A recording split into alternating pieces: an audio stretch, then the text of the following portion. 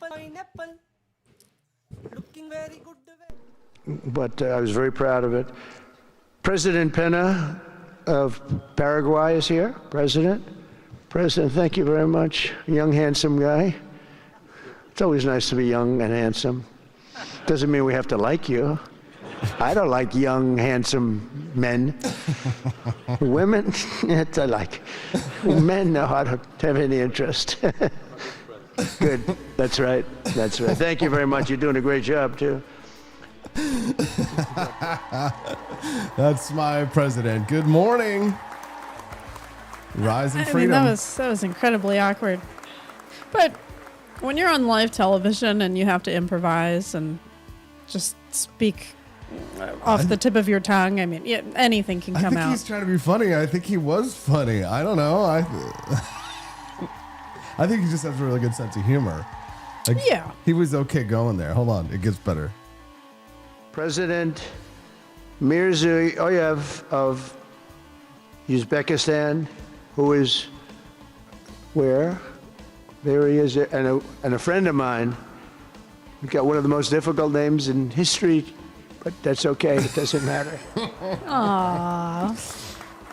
Oh my God. Right. Whereas like the woke people, they're like trying to pronounce the name, very perfectly. And like they don't acknowledge the reality of what's going on. Yes. He just speaks the truth, which I admire that. Did we watch that video together where it was, it showed the people in the news who will be speaking with an accent the same we are, like normal white people. And then when somebody who is Hispanic, their name comes up, it'll be like, Rosita. They'll be like, so let's start with the story that exploded in the last 48 hours. Rosita. Oh, goodness. They'll just all of a sudden. Yeah, I haven't seen that. They'll just start rolling their R's. Wow. And it comes out of nowhere. It's just such a like white person thing to do. But Trump is there. It's like a roast. Trump will go up and have these speeches. And I think he's bored with it all. So he just wants to turn everything into a roast. And he does. And it's funny. I think it's funny. Right. He's used to reality TV. Yeah. He wants to turn it into something more entertaining. Listen to this. He's roasting AOC at the first Board of Peace meeting. Here he roasts AOC. Vice President J.D. Vance, who is a fantastic man. He's a fantastic talent. He was a great student. They went to one school. He graduated. Most people, if you watch some of the people that were at the event in Munich, they didn't graduate quickly from college. They had everything they could do. There was one young, attractive woman. She was unable to answer questions. And she didn't do so well like J.D. did in college. J.D. graduated in a 4.5-year college in 2 years. And then he went to Yale and he graduated at the top of his class, went to the military grade. But when he went to Yale, there was one person that was marginally ahead of him. So he married her. Can you believe it? He married the person that was ahead. I don't know. I always like to say J.D. was first. That's funny. Oh, boy. Dude. He's good. Hey, Robbie's there. He's alive. Robbie. Hey, Robbie, we were just talking about you the other day with Camellia. Yeah, we were like, how's Robbie doing? We had him for Robbie. Rob, what's going on with Robbie? Robbie Thurman, and he just donated $10. What's up, thank Robbie? you, Robbie. Hey, thanks, bud. We definitely miss your presence. Yeah, bud, we miss you. He said 45, my favorite caliber. Yeah. That's a good one. That would be a good birthday card, actually, at the store. That would be a good, yeah. 45, my favorite caliber. Especially in this neighborhood where everybody loves guns. Yeah. Welcome to the Wake Up America show. I'm Austin Peterson. That's my smoking hot redheaded libertarian wife, Stephanie. Good morning. We have a beautiful baby. She is sleeping on the monitor. She's always been really averse to like kisses. I try and give her a kiss on the cheek and she kind of like pulls away, And then last night, out of nowhere, on my birthday, she just walks right up and just plants one right on my face. Just gives me a big kiss. It was so cute. She's still learning how to kiss. She does like open mouth kisses where she's like when she actually gets to your face, she's like, nah. She's like eating your face while she's kissing you. She does them the opposite of how they should go, but that's okay. Good morning, John and KC. Good morning, Steve Dace fan. It's nice to see you here along with Robbie and Joni, all of our friends on the Wake Up America show. It's Freedom Family Friday, but sadly, no Justin. I'm sorry. So that means no paywall. Look at that. That means no paywall, yes. Wow. You guys get a free show. Yeah, Look we at get a that. free show. So thank you so much for tuning into the show this morning. And if you haven't already, please click the like button. And if today's your first time watching the Wake Up America show, please click the follow button as well so you can get a notification when we go live. This show is 5 days a week, and it's 7 to 9 a.m. Central Time. So I hope you'll make us a part of your regular schedule and be glad to have you come back and join us. We got all kinds of fun things happening all the time. We take trips. We're going to Boston this year with all of our friends. May 1st through 2nd. It's coming very quickly. It's almost March here, so 2 more months, basically. Yes, so keep an eye out. If you want to join us in Boston, Massachusetts, May 1st and 2nd, all the details are over on our website at forlibertyshop.com. That's the number 4, libertyshop.com. If you guys are interested in seeing how the For Liberty Network has been growing, check out wakeupamericashow.com. That's our website for the show, where it kind of like acts as the hub right now for the informational hub for the network. So if you go to wakeupamericashow.com and you click on the For Liberty Network button, then it'll take you to the listing of all of our shows right now with Daniela, Brian Piotr, who just became a father for the 5th time. Congrats, Brian. I can't even imagine. And our new show launching, oh my God, it's days away. Cafecito Libre, our envoy to South America, Latin America. My Lynn is already selling products, and she hasn't even started yet. I know, she's selling her Cubanita roast coffee. Cubanita. She's a very good marketer, that's for sure. She listens to the show with her kid on the way to school in the mornings. Really? Yeah, so if you're listening to us, Cubanita, congratulations. We're super excited for you. We know Hola. Hola. Hola, Tanneritos. Welcome to the Wake Up America show. The For Liberty Network's growing like crazy, and it's because of like the generosity of people like Robbie Thurman, who just showed up. And thank you, Robbie. Thank you. And thank you to everyone who celebrated Austin's birthday yesterday. Yes, you guys with the money bomb, with buying stuff from the shop. We definitely had a lot more orders than usual. Oh, so yeah. thank you. We had a really, really great day yesterday. Thank you, guys. It all just adds up. When you first build a ship, or especially when you're getting like an old leaky ship, you got a lot of things that you got to put together. And we have been building the Wake Up America shows network, the For Liberty Network, now for a little bit over 3 years. We started with just one podcast. Now we are going to have 5 podcast shows. People are like, what's the 5th one? Well, it's the Freedom Arcade. It's the Freedom Arcade, which is our members-only fan service show where we all like get together and play trivia games. So if you're looking for a way to kill an hour, if you're looking for something fun to do at home on Friday nights, Steffi and I, we give up an hour of our time so we can hang out with everybody behind the paywall. So you have to be a member to watch. So that way we can kind of say and do whatever we want, it's actually the most intimate show. If you really want to talk to us directly, ask us questions, provide your own comments, be on video, be in the spotlight, that's your opportunity. Yeah, because we actually include the fans on the show. Like Amy's here, she knows, she's been on. So you can either turn on your microphone or turn on your microphone and your camera. And through the Discord server, we bring everybody who wants to be on the show. So you literally can star on the show with us. It's a lot of fun. So it's basically like a Zoom meeting. A Liberty Zoom meeting. Yeah, through Discord. And we play games. We use AI to make up our own games, and we play them together. And we try and like stop Ashley Ann from dominating all of us. So very competitive.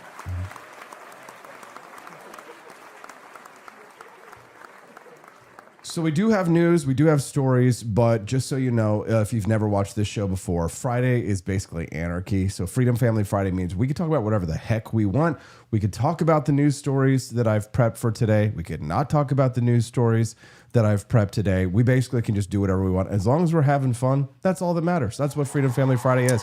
I've been trying to really behave and stay on track. So hopefully we'll stay on topic today. Yes. President Trump was unhappy with former President Obama's comments about space aliens. Something that got a lot of attention this week. Barack Obama said that aliens are real. Have you seen any evidence of non-human visitors to Earth? Well, he gave classified information. He's not supposed to be doing that. You know? So aliens are real. Well, I don't know if they're real or not. I can tell you he gave classified information. He's not supposed to be doing that. What was He made a big mistake. He took it out of classified information. No, I don't have an opinion on it. I never talk about it. A lot of people do. A lot of people believe it. Do you believe it, Peter? Well, the president can declassify anything that he wants to, Well, so if maybe you I'll want get to him make out an of trouble. announcement. I may get him out of trouble by declassifying. We know illegal aliens are real. Yeah, illegal. Only illegals. What else? Bro, he's so good. I can't believe people are so. He really answers questions in a very intelligent way. He does. He's all there. I know so many people his age who are not all there like that, Yeah. who could not make jokes like that. I don't know whatever that it is that they put in his Diet Coke and his cheeseburgers from McDonald's, but no, he eats the fillet of fish. My bad. He's a fillet of fish guy. Oh, is he? Yeah. Oh my goodness. Well, the fish is very good for your brain. Fish is the good omega-3s. There you go. All right. So apparently he must be trying. This is where people get annoyed with him. He must be trying to bail Obama out of trouble because. Why would he want to do that? Because what he was saying there was that he might get him out of trouble by releasing UFO files. Well, he's doing it. President Trump has ordered federal agencies to begin identifying and releasing files related to UFOs and unidentified aerial phenomena. So that doesn't mean aliens have landed, but it does mean that there's now an actual formal transparency push underway. People are going to be so disappointed, I'm sure. So this directive from the Trump administration includes Pentagon records and intelligence reports connected to unexplained aerial sightings. So at the same time, a sitting congressman claimed a massive unidentified object is being hidden overseas inside a structure built around it. There's no verified proof of extraterrestrials, but Americans are increasingly believing the government is not telling them something. So the bigger question may not be whether aliens exist. It's probably about the distrust in our institutions. John Fetterman joined the call for transparency when he said, some of those videos that, that's been released over the couple of years. So for me now, if President Trump is going to release everything, I think that's fantastic, because I think America, and the world would deserve if the is. Yeah, the president says he's going to have the Secretary of War, Pete Hegseth, release those, and that'll be nice to see. Someone who I think is some of those videos. What do you think, Steph? Aliens, yay or nay?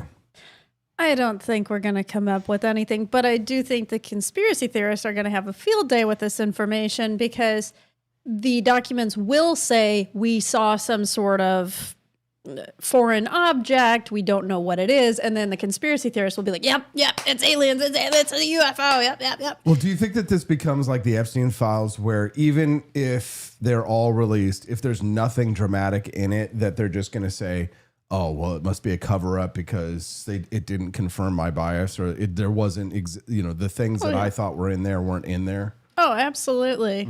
People will always think things are hidden from them. They'll always think the government is not telling the truth. They'll always be like, oh, it's the next document dump that's going to confirm my crackpot theory about this or that. Because it's like, even though they're releasing the documents, aren't there still pieces of information that might be too sensitive to release? Yes, and that's the thing, that when they talk about like releasing the JFK files, they'll be like, well, why did they redact this certain part? Well, a lot of times they'll redact it because the CIA is using some kind of an interrogation technique, or they're using some kind of technology and a method that would be revealed to our enemies that they don't want revealed.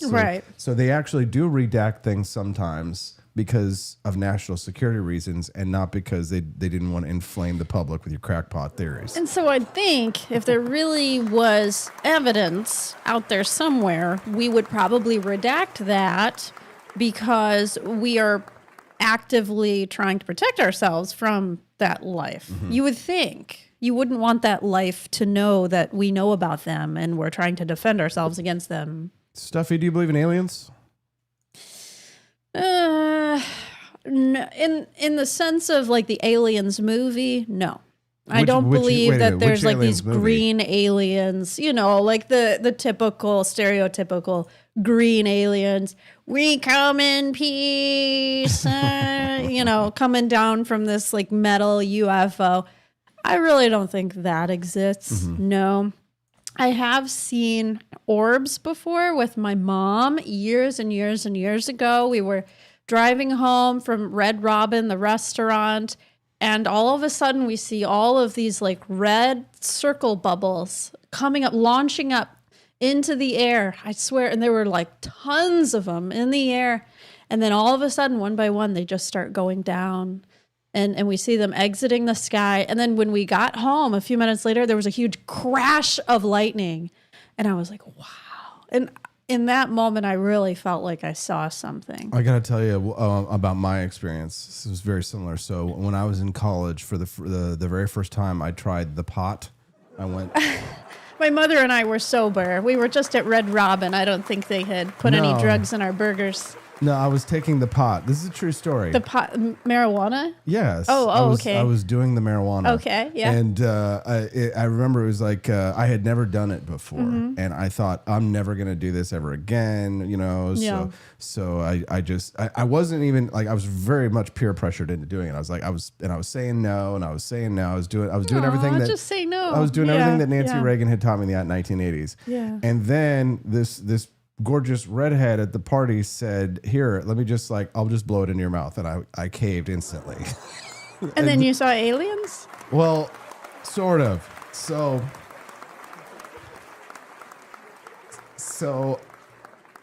after that, I was like, screw it, I've already done it. So I took so much of the pot. I took a lot of the pot. Oh my gosh. And then at some point in the night, we're laying on the bed, and all of these we were all laying on top of each other. There's like 6 of us laying on top of each other in the bed. ORGY? No, well, yeah, but with clothes. Okay, So okay. it was just kind of nobody was making out. It was just we were all just kind of harmony and understanding, sympathy and trust. Oh my goodness, this is like the abounding, 70s. golden Wow. living dreams and visions.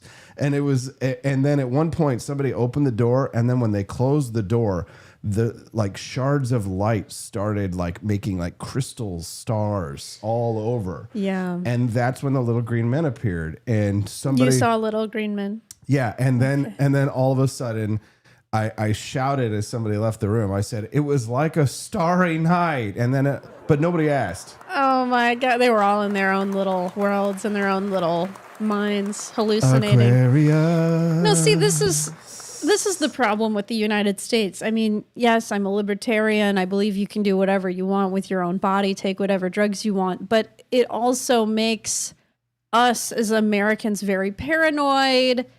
I really don't trust what most Americans see because most of them are on the pot. They are on the pot. People are on drugs. And people really don't believe that the pot can give you government. The hippies became became the boomers. yes. Harmony and understanding. So we were talking to some of our close friends, Neil and his girlfriend, and they were telling us about a UFO experience that they had recently. And, we kept saying, were you on drugs? Were you on drugs? And they're adamant, no, we were totally sober. And they both saw this UFO flying across their house. So I don't know. I know a lot of people have seen UFO type objects. Now, if you ask me, are there other life forms out there? I would say yes. But I don't think they're in green alien form. I think they're probably little worms or some item that looks nothing like a human. What was the guy, the Epstein file, the Epstein midget lover? What was his name? Stephen Hawking, the famous for... Oh, yeah. He did a documentary about what kind of aliens, speculating about the most realistic thoughts about aliens that we could have maybe closer than we think. And he speculated that there might be aliens on Venus, which would be creatures that could eat arsenic. So there's a possibility of aliens on Venus because some life forms have been shown to actually survive on arsenic. And then there is a possibility on one of the moons of Jupiter, I believe. It's called Europa, but it's an ice moon. Yeah. And the moon, the scientists have figured this out. The moon is completely covered by ice, but because of its orbit around Jupiter, it squishes like a football and like back and forth, and that squishing generates heat. Oh my gosh. So the inside of Europa is believed to be it's an ice moon, but it's got water in the center of it. So they think there might be a chance that if we were able to get a probe to Europa, that we could drill through the ice, and it's possible there could be life on Europa, which would be interesting. Wow. I think it's beyond anything that we can really conceptualize in our minds. It's kind of like God. You know, it's so hard to process the idea of some being that's outside of us, that's more powerful than us. So it's just the mystery of the world. And it's like, even if these aliens existed, if they're living on arsenic, they certainly would never make it to our world. They would die. Yeah, they wouldn't be able to come here, right, if they were arsenic based, unless they were smart enough to create a spaceship that had arsenic in it. They could breathe. Unless their technology is just so advanced that they somehow found a way, or if they use, nuclear energy to get to us. Look at this. Guess what? Change your mind. 15 years later, science retracts arsenic life paper. So this was a paper that I had read from years ago, was why I believe this. Now I've got to change my mind. Arsenic. So a strain of bacteria was discovered in the arsenic-rich, phosphorus-poor environment of Mono Lake, California. Researchers suggested this bacterium was capable of integrating arsenic into its DNA backbone and other biomolecules, suggesting a shadow biosphere of alternative life forms. Subsequent studies failed to replicate the results, showing no arsenic in the DNA, and that bacteria required tiny amounts of phosphorus to survive. So 15 years later, science retracts arsenic life paper despite studies authors' protests. So wow, okay, yeah. So it could not happen. No. So here's what they said. The claim was striking. The criticisms ferocious. A 2010 science paper reported that a microbe found in the inhospitable waters of Mono Lake in California could, unlike other known life forms, use arsenic to grow. Today, they've retracted the work, but instead of closing the books on one of the most infamous papers, the decision has stirred the old controversy and sparked a new debate on when scientific records should formally be corrected. Interesting. So Stephen Hawking, they did a documentary on it, and I think you could still watch it, where they postulate about things like wormholes. And we might have watched it. Yeah. Where they talked about the paradoxes of wormholes and things. How there's like two realities or something. Well, that's like the multiple universe theory. Oh, okay. That's kind of like a quantum theory. But the documentary that Stephen Hawking did about aliens specifically postulated that if this arsenic paper was true, that because there's arsenic in the clouds of Venus, that there might be aliens who could live off of that. I don't see how this research disproves that at all, honestly.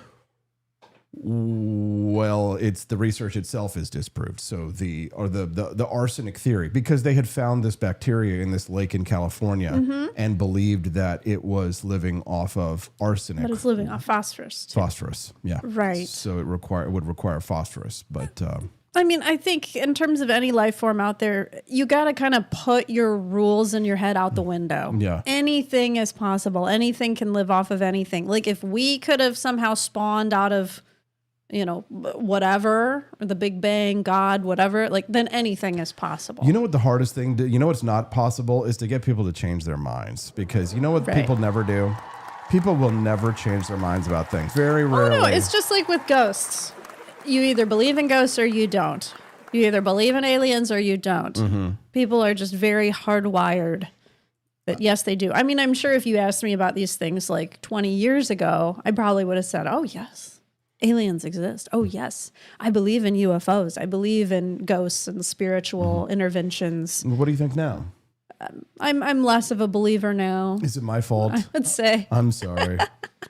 Maybe so. Well, we went to the Missouri Penitentiary on a tour many years ago, and we went on the ghost tour.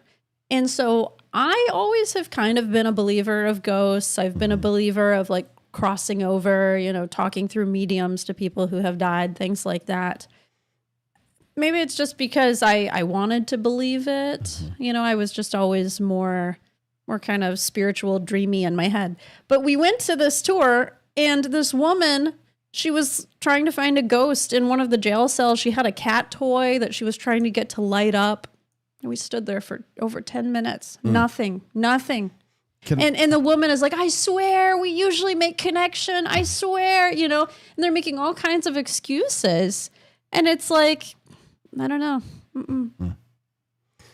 Can I derail the conversation and take my power? You're derailing? I'm going to derail I'm so us. glad that I don't have to blame myself for this. So Brendan Fraser, one of my favorite actors, Brendan Fraser is going to star in a new movie where he is going to portray Dwight Eisenhower. You want to watch the trailer? Okay. Let's do it. Call General Eisenhower. Tiger was a training op, dress rehearsal for D-Day. They walked right into it. One mistake. Just that one mistake. Ike, you have to stop doing this to yourself. What's done is done.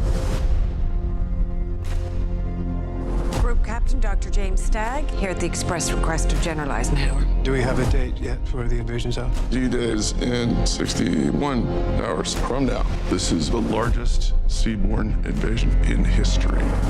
Fate of the war, thousands of lives hinge on this. I need a forecast. Churchill tells me you're the best meteorologist in the country. Get me the latest readings from every single base within 2,000 miles of Normandy. The invasion's confirmed for Monday. Well, they won't like this. We are faced with a succession of 2 aggressive storms. Are you absolutely certain? D-Day will be calm and sunny. I couldn't disagree with that more. What is that balloon? Is that a weather balloon? If D-Day is cancelled, we will lose this war. Oh my gosh. The final decision on the timing of D-Day will be mine, and mine alone. He didn't properly They're going to be washed start that war. away. 300,000 He didn't properly declare war. that they may never see Eisenhower. again. Which war? World War I. Why should I trust you? We must face the facts. The facts, however frightening they may be. This is World War II. Oh, World War II. Wait. Oh, so he did get a declaration. ready. Okay, pause for I just a am so moment. confused. Okay, yeah, you definitely are very confused, Stephanie. Never mind. For some reason, I'm thinking we're talking about World War I. Okay. D-Day, duh.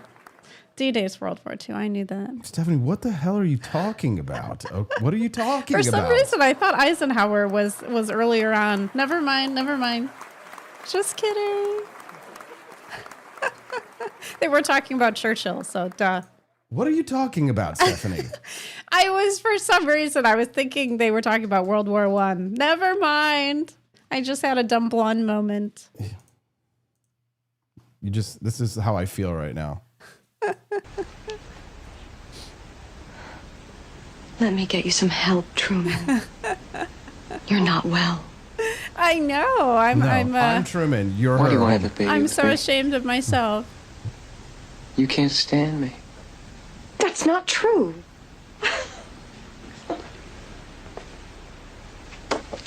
Why don't you let me fix you some of this new Mococo drink? All natural cocoa beans from the upper slopes of Mountain Nicaragua, no artificial sweeteners. What the hell are you talking about? Who are you talking to? I've tasted other cocos. This is the best. Aww. What the hell are you talking about? Who are you talking to? This show would be far less entertaining without Stephanie I on guess there. I think of Truman for World War II. Yeah, I guess you do. Yeah. So welcome to Wake Up America show. Because he's the one that did the nuclear bombs. I'm Austin Peterson. Yes. This is my wife, Stephanie. I'm smarter than I seem, I promise. She is. I'm just really tired today. It is, yes. Welcome to Wake Up America show on Fridays. It's Freedom Family Fridays, and we always are goofing around anyway, having a good day. People like Ashley Ann hanging out, Mongoose 87. Joni Rankin, Grilled Cheese. This might be a good time for like a quick little break. What do you say? Oh, yeah. Let me finish my breakfast. Yeah, finish your breakfast. I think that would be good. Yes, finish your breakfast. When we come back, we'll talk about something closer to home. Super Bowl ad ring commercial freaked people out. Now people are getting rid of their smart devices, their home smart devices like Ring cameras and things like that. We're going to talk about that when we get back. It's the Wake Up America show on the 4 Liberty Network. In a city where businesses never sleep, the technology still crashes. When technology turns criminal, they send up the signal. He's not a myth, and he's definitely not your nephew who knows computers. He installs, he protects, he backs it up, he keeps your business online and out of trouble. Managed IT, security, cloud, support that actually answers the phone. Layer 8 tech. When your network breaks, he wakes. Call Drew before your tech needs a rescue signal. Imagine bringing George Washington back to life. Just to explain that in 2025, men can get pregnant, waving an American flag might offend someone, and our government is $34 trillion in debt. But that's not all, George. We have drag queen story hour for toddlers. Pronouns are mandatory. And Harvard can't define woman. Oh. And we send billions to Ukraine but can't fix potholes in Ohio. You know, just normal modern empire stuff. I'm sure he'd be totally cool with it. Right after he finishes reloading. He didn't cross the Delaware for this nonsense, but you can carry on the fight with gear that would have made King George cry. Shop bold, shop free, shop 4libertyshop.com. Legend has it, back in 1773, a band of angry, overtaxed patriots stormed a British ship, found the king's favorite tea, and said, "This would taste better without the tyranny." Then they tossed it overboard. Fast forward to today. That revolutionary spirit lives on in Boston Harbor Black, the boldest brew in the 4 Liberty tea lineup. It's dark, it's smooth, it's unapologetically American, just like the folks who drink it. Whether you're sweetening it up on the front porch or drinking it straight like a Minuteman before battle, this isn't tea for royalty, it's tea for rebels. No fake flavors, no corporate slogans, just a cold glass of Don't Tread on Me in liquid form. So skip the woke iced tea aisle and stock up on Boston Harbor Black at 4libertyshop.com. Because when the heat's rising, the least you can do is drink like a patriot.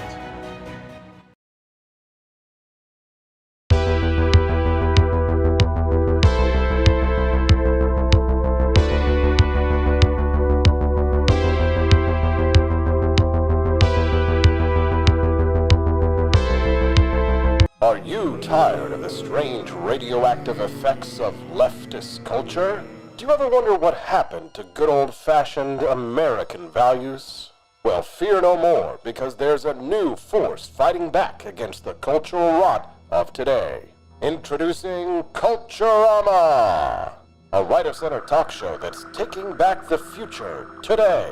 Hosted by none other than blonde bombshell herself, Daniela Pensack. She's not just talking, she's taking culture back.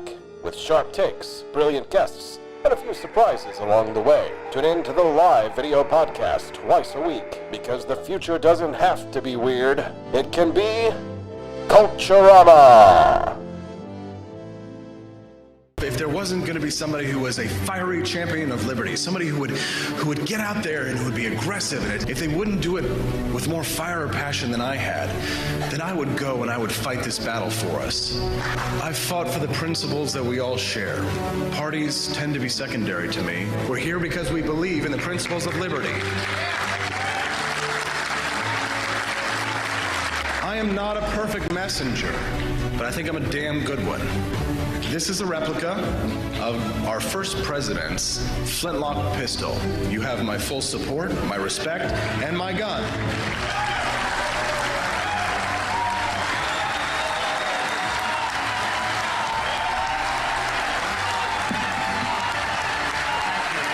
I think think that the heart of my philosophy is much more libertarianism than well, that's the fashionable word these days, I guess. A conservative is no longer just that. He's a libertarian. And always has been.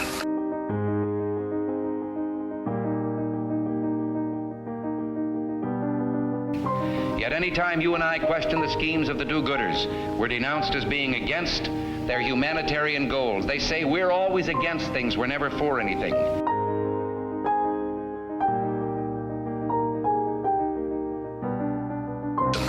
And what is fascism? Fascism is private ownership, private enterprise, but total government control and regulation.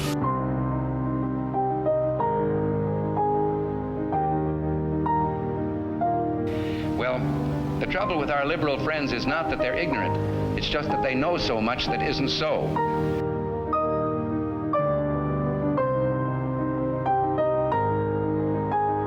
If we lose freedom here, there's no place to escape to. This is the last stand on earth.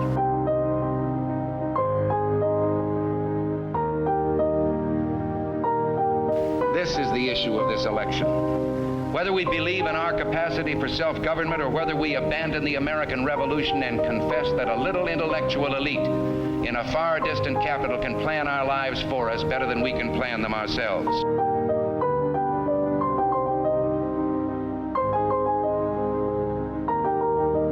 The conservative, so-called, is the one that says less government, get off my back, get out of my pocket, and let me have more control of my own destiny.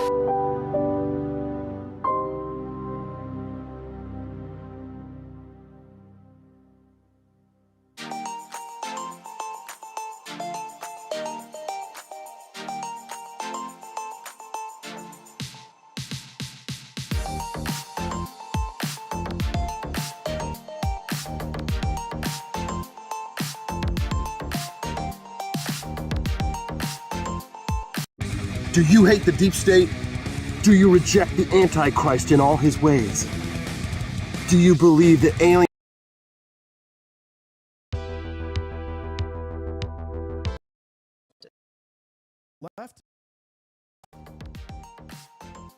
The left in America tells us not to have kids to save the planet, but in Cuba, they stopped having kids because the state destroyed the earth.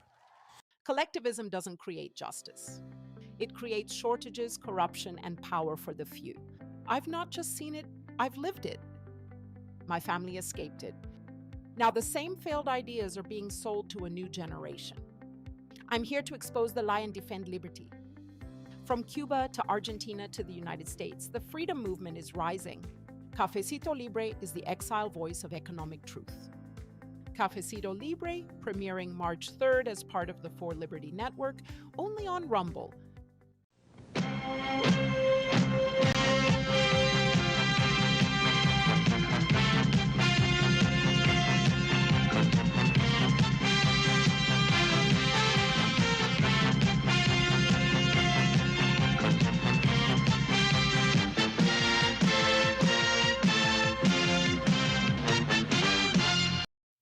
This is Milo. Pets are family. But every year, 10 million go missing. And the way we look for them hasn't changed in years. Until now. One post of a dog's photo in the Ring app starts outdoor cameras looking for a match. Search Party from Ring uses AI to help families find lost dogs. Since launch, more than a dog a day has been reunited with their family. Be a hero in your neighborhood with Search Party. Available to everyone for free right now. Join the neighborhood at ring.com. Aww. Yeah. Good morning. Rise in Freedom. I'm Austin Peterson. You're watching and listening to the Wake Up America show on the For Liberty Network. This show streams live from Jefferson City, Missouri, where my wife Stephanie and I live. Hello, Steffi. Hi. You know, I get notifications from Ring a lot because there's like a neighborhood chat where people are like, oh, hey, I saw a lost dog. Like, I just got one of these messages the other day where they're like, I just saw this dog. Does anyone know? And then they usually include a photo from their Ring camera of the dog. So that is such an awesome technology that now Ring cameras will be set up to look for these dogs on their own. rather than the humans having to go through their camera footage and look for the dog. So where's That is so neat. where's Savannah Guthrie's mother exactly then, if they can find these dogs? I don't know what that's all about. That is weird. That is weird. Strange. You know, until this day, it's amazing that people can still disappear. It really is. It's amazing that serial killers can still exist, that they can still get away with things because of all of the technology around. Well, the amount of serial killers has gone down. Like there was a big spike of them in the 70s and 80s. Right. And then when technology started to grow up and it started getting a lot harder to get away with things with forensic technology, you started seeing a lot fewer serial killers. So there are actually a lot fewer of them. But yeah. Well, it's like people still turn off cameras. Like I was actually just talking to someone the other day and they're like, my husband has been turning off our camera late at night. And it's like, what's going on, right? So, I mean, if you turn off the cameras, maybe you can get away with something. Yeah, my camera gives descriptions and my notification says a USPS person is placing a package on the porch. Wow, that's really that level of intelligence. That's pretty good. Our Ring camera is still not that intelligent because sometimes it'll say, there is a vehicle at your front door. And I'm like, oh my God, what is happening? Is someone trying to drive into our house? But it's not really at our front door. No. So a growing number of homeowners are actively removing their smart home systems. Electricians have been reporting a rising share of service calls involving malfunctioning smart thermostats, doorbells, locks, and lighting systems. One of the reasons why people are doing it is not just the privacy thing, but consumers are really frustrated with the subscription fees to use these devices that they've already purchased. So they're concerned about privacy, yes, but then there's also constant software updates. Many describe a feeling of digital fatigue. They just like the idea of a simple, reliable analog living. No app required, no monthly fee, just a light switch that works. And of course, more privacy. So, I mean, we love our Ring cameras. Personally, I don't think I would get rid of mine anytime soon. But I like them better than the Google cameras, actually. We had a Google camera. We've tried for a little Google. while. The battery sucked. And I like that on Ring, after you have like, I think over 2 cameras, you can then have like unlimited with the $99 per year subscription. So it's like you can just have as many cameras as you want. You don't have to pay more. It does get easy though to get overwhelmed with subscriptions for things with all of these digital services and stuff. Like it would be good if you had a security system that was just one system and you were able to just have a low price. But I mean, what do we pay for the Ring service? $99 a year. $100 a year. So, okay. Yeah. Well, that's reasonable for us. I mean, I don't know about anybody else if that might be a budget buster, but. Well, if you take it down to monthly, right? 99 divided by 12, it's like, that's a lot cheaper than any streaming service. 99 divided by 12, that's $8.25. So that would be like a very basic Netflix subscription.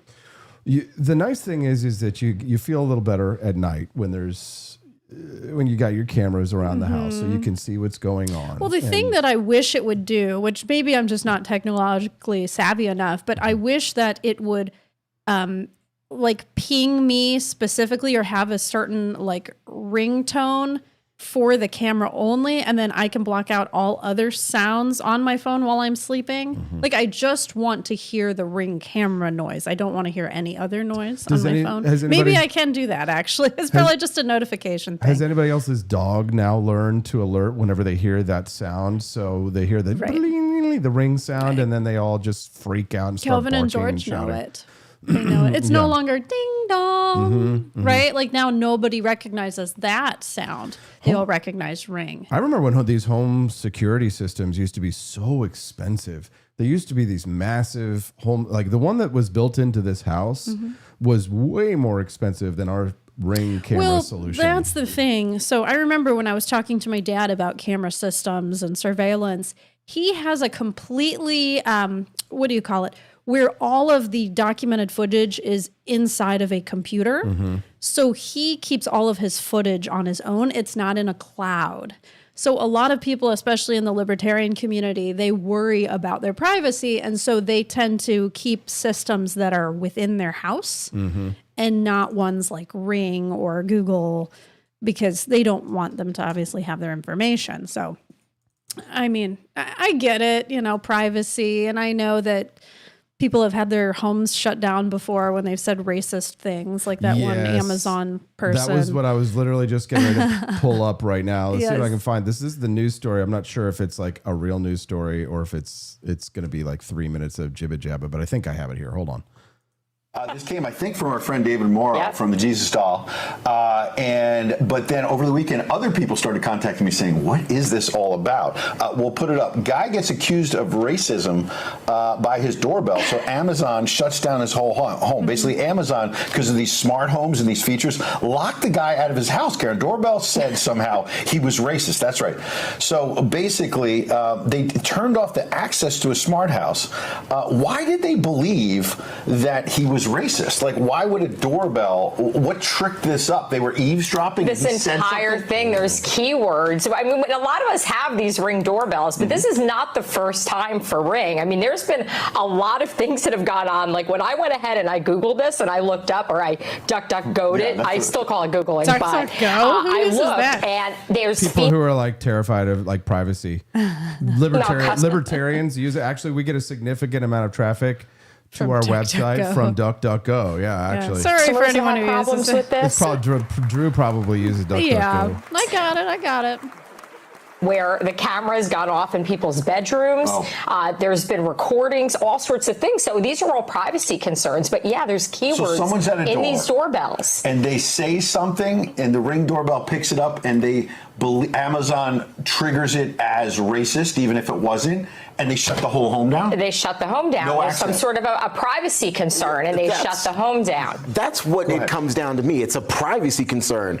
If you say something in the privacy of your own home with a device that you've purchased, and then you're censored for that, because that's basically what this also comes down to, censorship based on whatever you may or may not have said or the context in which it was said. I have serious that's the big thing for me. It's a privacy concern.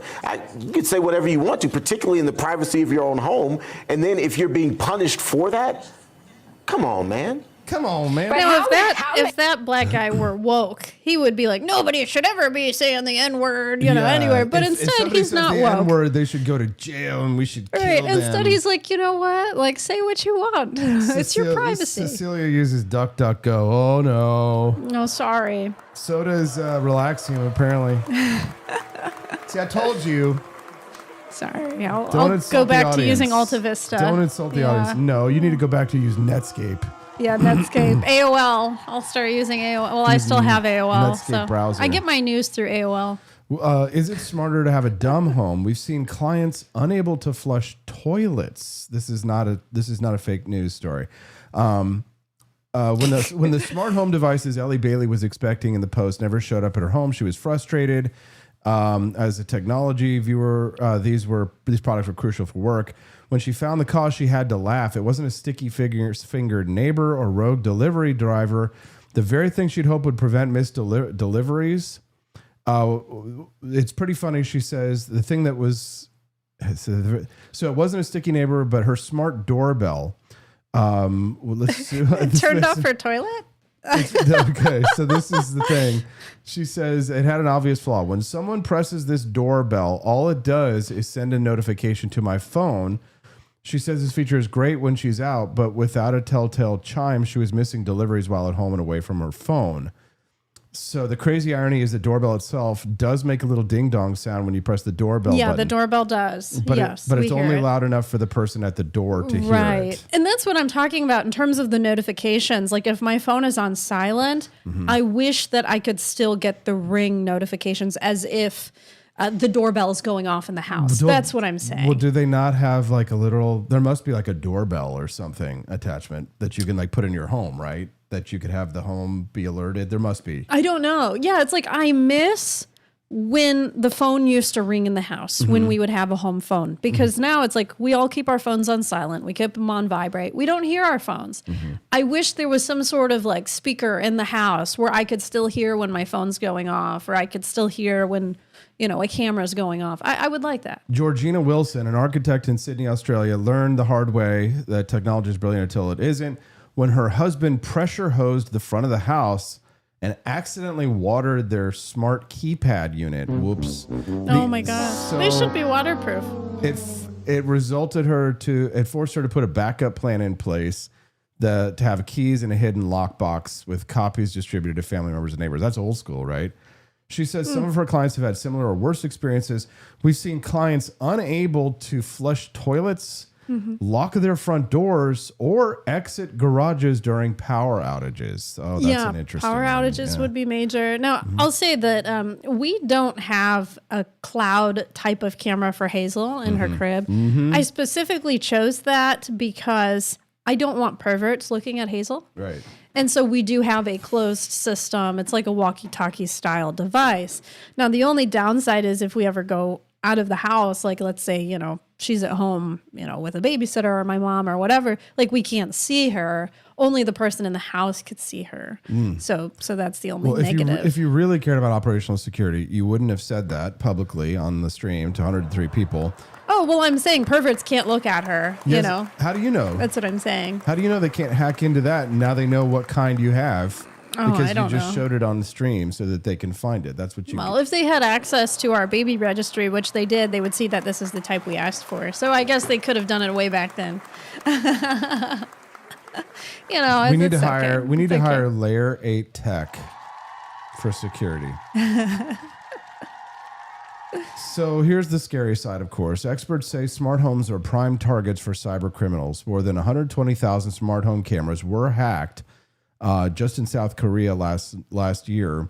They recently warned that Chinese hackers are exploiting people's home routers and smart devices. So while cases of spying fridges and doorbells being hacked are still rare, Emily Holyoke, a cybersecurity expert, said that technology facilitated domestic abuse is a significant issue. The scariest things I've heard about a loss of privacy where ex-partners have still had access to their partner's home and made changes, either locking them out, letting themselves in, or watching their every move. Don't we know about that, Stephanie? Well, actually, the people that used to live here in this house, the ones who have that internal system, they were spying on each other because they were going through a divorce. So that's why they installed this whole system. Yes, this whole system. I mean, and they were serious too because in this house on each window they've got like 2 different places where you can go in and like if there's like a hair out of place. Yeah. So they were ultra paranoid, right? They were probably libertarian. I doubt it. I doubt it. So we're the freaks around here. But so when something goes wrong, it's not just the tech that's a problem, but finding someone to fix it, another problem. Many locksmiths are not trained to work with sophisticated connected devices. Electricians will sometimes turn away smart home repair jobs because of how time-consuming they can be to troubleshoot. And this is an Australian newspaper, so I've never seen this word before. Electricians will sometimes turn away smart home repair jobs because of how faffy and F-A-F-F-Y and time-consuming they can be to troubleshoot. I've never heard of that word. I've never heard the word faffy, and I have a vocabulary, man. Wow, this must be like a new word for the new generation. Faffy is a British informal adjective describing something overly complicated, fussy, or awkward to deal with. Originating in the 1890s, it denotes a task that is unnecessarily intricate or bothersome. Faffy. Maybe it's like arduous, an arduous task. Well, there you go. So maybe whoever wrote this is British. Yes, it's a British newspaper. Oh, okay. There you go. That's what's going on. Just Smart different homes. languages. Yeah. Yes. So everybody's talking about this because of that Super Bowl ad that promoted the lost dogs. People have been criticizing Ring because they say that it's too easy to hack into. The criticism came weeks after Ring announced a partnership with Flock Safety. That's a company that sells license plate scanning devices and software. Yeah, so... Oh, boy. And authorities released Google Nest video taken the night of Nancy Guthrie's abduction from her home, showing a masked man at her front door. Oh, okay. That's what happened to her. There we go. It's not clear yet why the footage took over a week to retrieve. So... Well, a lot of cameras, like if you don't pay for a subscription... They don't store it. They don't store it. Yeah. Exactly. So it's gone forever. But you would think this woman pays for her subscription. Not sure. I wouldn't think No a idea. very rich person would. Don't assume that somebody's parents are rich just because like their daughter is. So some cameras store video locally, right? Meaning inside the camera or on a hub in your home, which is better for data security, but it also creates limits, including how much video can be stored and access to more advanced features like AI detection. Right. So other smart cameras, they'll let you store video in the cloud, which allows you to access footage even if the camera is stolen or damaged. So is your footage private? It depends. There was questions about Ring's possible cooperation with ICE, which the company has denied. All security makers may be compelled by law to share some recordings. So subpoenas, search warrants, court orders could all result in Ring, Nest, or companies handing over your audio or video. Yeah, I mean, if you can get into my phone with a search warrant. Yeah, Derek just on the record said she wasn't paying for the subscription, so that's why. So there you go.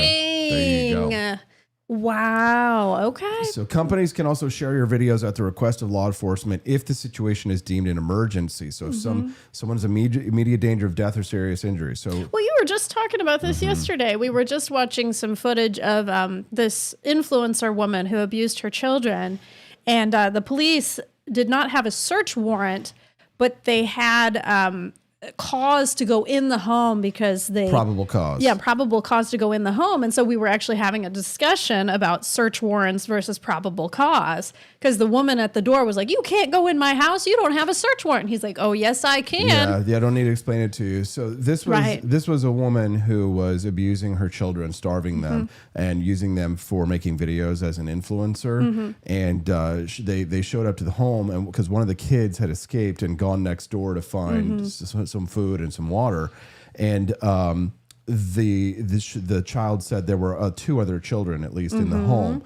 So when the police got that report, they don't need a search warrant because you're talking about a life in imminent danger. They have probable cause, and so therefore they don't need a warrant. They go in. Now there was a room in the house that was locked inside, and so they decided to go ahead and get a search warrant specifically for that room.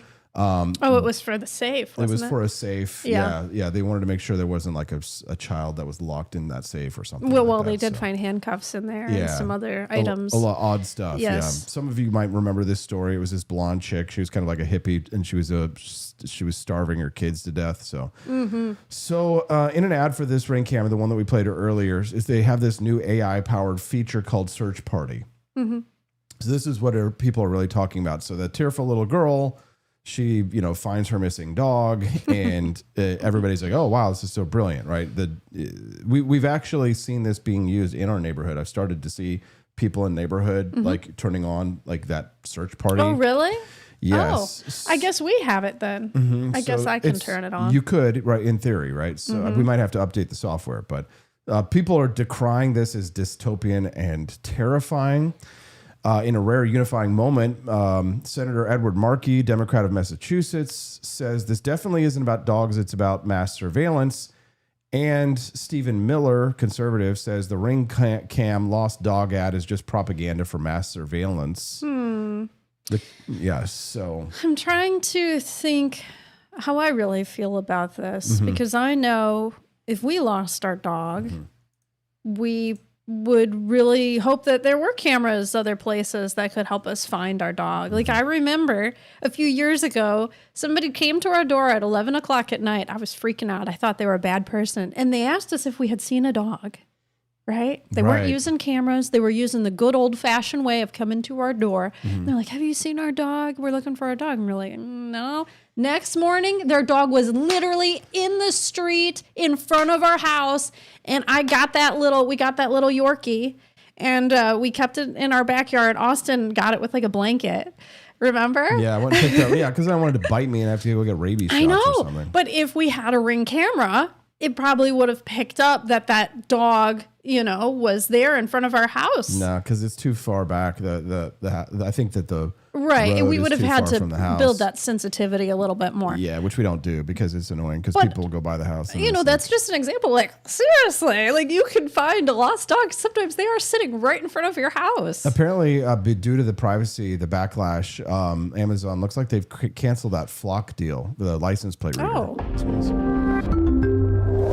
Amazon says it has scrapped plans to link its Ring doorbell cameras with the police tech company Flock Safety.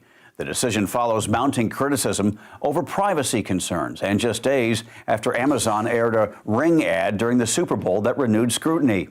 The proposed partnership, announced in October, would have created a feature called Community Requests, allowing Ring users to opt in and share doorbell footage with law enforcement. Oh. The Super Bowl ad highlighted a separate consumer feature called Search Party, which allows Ring users to share video to help locate lost pets. Now, one thing, lost pets, but what about lost children? Because yeah, that too. if Hazel was lost and they used the Search Party to AI to find our daughter using that app, and people can put together any missing person. Happy to have it. Happy to have it. So absolutely. I mean, I remember. So okay, we didn't have this like Flock thing, right? Years ago. So there was this man who actually had come up to our door and he was being very suspicious, looking in our windows and stuff. And I tried to share the video of him on the Ring app with our neighbors saying like, hey, watch out for this guy. They took my post down saying I was being racist and I was racially profiling someone. What? Really? Yes. So it's like, even when you're trying to share a security risk, Ring blocks you because they say, oh, it was a black man, therefore you cannot share it. Yes, that's true. As a matter of fact, I'm like, what? Yes, as actually big tech does things like this with Google Maps, and there are even laws to do stuff like that. Where, for example, if you're in the real estate agency business, if you're a real estate person, you know this, you cannot talk about the neighborhood. Yeah. You can't answer questions. It's a no. Yeah, you cannot say like what is the demographic of the neighbors. You can't even you can't say like certain things about the crime rate in neighborhoods. Yeah, isn't that wild? That is very weird. You think that is dystopian? Yeah, but realtors like get around it and use like subliminal messaging and stuff to tell you. Yeah, I saw a really funny reel once where it was like when the realtor needs you to know how bad the neighborhood is. Like, so what's the neighborhood of the crime rate? The realtor like pulls out a gun. It's like, we're going in. They're like, I may not say it, but I will show you. I'm legally not allowed to tell you what the crime rate is in this neighborhood, but there will be signs. So in the case of Miss Guthrie, it looks like Derek Mollier was right. She did not pay for a Google Nest subscription. Historical footage would probably have been stored on a server somewhere on one of Google's data centers. It's possible law enforcement was able to access it using a warrant or without one, since as their terms, this could be considered an exigent circumstance like we were talking about. So can you limit how your data is used and shared? So you should worry about hackers or stalkers when possible. It is advised to use two-factor authorization and end-to-end encryption. Just so everybody knows here, Stephanie and I, we're always in danger of being hacked because like our enterprise is now large enough to where people do try and hack into our system through our emails. So here's the thing. You've got to use two-factor authentication. And my recommendation, and maybe Drew will disagree with me, but we should probably listen to Drew more than you'd even listen to me. My recommendation is you use the separate app, which is the Authenticator apps, because that way it's just locked away with those self-generating passwords. So and then they disappear after like 10-15 seconds. You get the little keys. That, in my opinion, has been like the strongest form of security if you have two-factor authentication. Text messaging actually is not the best, I've heard, because it's easy to like send a text to somebody's phone. Just sending a text is not a hard thing to do. AP said I was right. Clip it. There you go. Clip it, Derek. Aww. So unique passwords, obviously. I hate this whole two-step thing. Like when I'm trying to, do all of our internal work and stuff, if I'm on the phone with some sort of support person, I'm like, oh my God, hold on. I have to go get my husband. I have to get his thumbprint in order for me to get our password to our, and I'm just like, oh my God, it's so embarrassing and it takes forever. And these people on the phone are like ready to hang up because like you're out doing like a phone call with, with a customer or something. And I'm like, hold on, my husband's busy. I can't get in his computer. Yeah, I'll be like on the phone doing a sales call, signing somebody up for like Peterson's Patriots, and Stephanie will come in and be like, touch your phone with with your phone. And I'm just like, what are you doing? I'm on the phone. You know. So, Oh my anyways. goodness. Good morning, Pineapples. Looking very good and very nice. It's nice to see 106 people tuned in live on the Wake Up America show. Fridays are usually a little lower. We're glad and thankful to have even increased immigration in here, who says we need more immigrants in small towns. Now that's funny. How about in your backyard? Oh boy. We'll send all the Somalis to your house. If you're just tuning into the Wake Up America show, I'm Austin Peterson. This is my smoking hot, sweetheart, redheaded libertarian wife, Stephanie. How you doing? You. No Good. Justin today. I'm sorry. He'll be here in Missouri next week. Yep, Justin's going to be hanging out with us next week. We're going to get to have a good time with him. February is like all three of the Peterson kids' birthdays, my sister, my brother, and myself. So, yeah, I had a great birthday yesterday. And thank you to everybody here who was so generous and unlocked the bonus content. And we're actually kind of halfway to the bonus content unlocked today. So if we raise $100, we will play our bonus content for you. And we'd be very grateful if people would drop a few bucks in. No tax on tips, after all. So we appreciate that. Also, we recommend you visit forlibertyshop.com. Guys, I was drinking the K-Cups that we got now in the shop yesterday. They're freaking delicious. They're so good. So many people are like, Austin, when are you going to get K-Cups? When are you going to get K-Cups? Well, thanks to Brad's hard work, BB for Liberty, we now have K-Cups available at forlibertyshop.com. I was drinking Knox's Continental Kick yesterday, and Stephanie's got Rutledge's Resolve. And you can get our K-Cups as part of our For Liberty Shop's Founding Flavors Coffee Collection. So Stephanie's got Knox's Continental Kick. Now, the cool thing about Knox, Henry Knox, is we're going to Boston this year. Yeah. And he was the guy who, at George Washington's request, shelled Boston Harbor to drive the British out of Boston. So see how he's got his cannons there? Oh my goodness. Wow. Yeah, so Henry Knox, the star of Knox's Continental Kick Coffee, which is delicious. I'm pretty sure it was like a 6-week period where he and his soldiers drove their artillery across like the frozen woods and managed to get to a high point above Boston Harbor and then shelled the harbor so that the British were driven out. So Knox's Continental Kick. In our K-Cups as part of our Founding Flavors collection, available at forlibertyshop.com. That's the number 4, libertyshop.com. Thanks to everybody like our friend Steelbringer, Joel, who just gifted a sub. Thank you. Thank you. I'm sorry, I had to swallow while I was talking. No problem. No problem at all. We're going to take a brief little break. When we get back, we'll continue our conversations this morning on the Wake Up America show. Stephanie, when we get back, what are we going to talk about? Polyamory. My favorite topic. Yes. Yeah. Multiple partners. It's the Wake Up America show, and you're watching the For Liberty Network. Don't go away.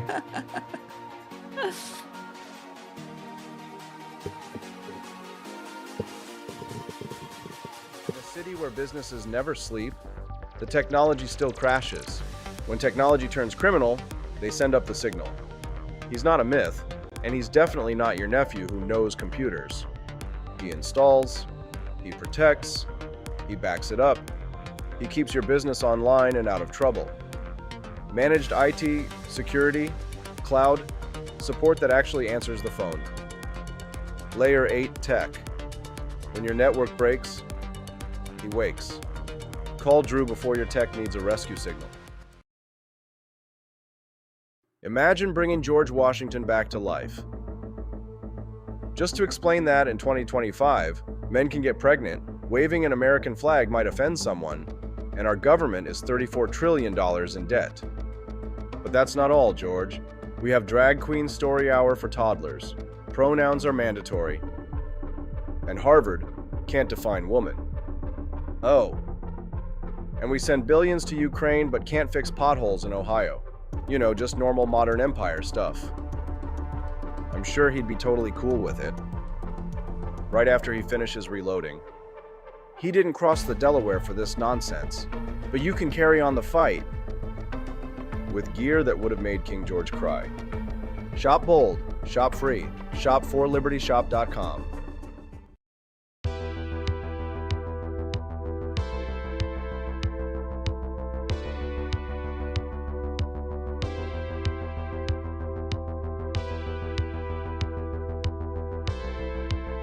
Are you tired of the strange radioactive effects of leftist culture? Do you ever wonder what happened to good old-fashioned American values? Well, fear no more, because there's a new force fighting back against the cultural rot of today. Introducing Culturama, a right-of-center talk show that's taking back the future today. Hosted by none other than blonde bombshell herself, Daniela Pensack. She's not just talking, she's taking culture back. With sharp takes, brilliant guests, and a few surprises along the way. Tune in to the live video podcast twice a week, because the future doesn't have to be weird. It can be Culturama. If there wasn't going to be somebody who was a fiery champion of liberty, somebody who would get out there and who would be aggressive, and if they wouldn't do it with more fire or passion than I had, then I would go and I would fight this battle for us.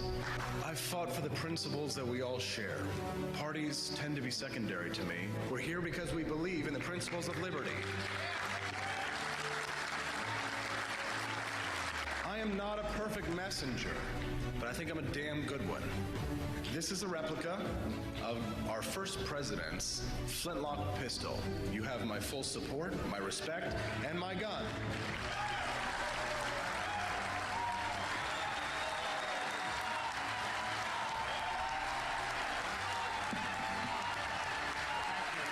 I think that at the heart of my philosophy is much more libertarianism than well, that's the fashionable word these days, I guess.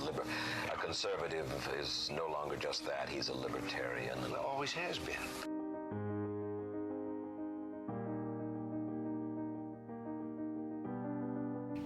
Yet any time you and I question the schemes of the do-gooders, we're denounced as being against their humanitarian goals. They say we're always against things, we're never for anything.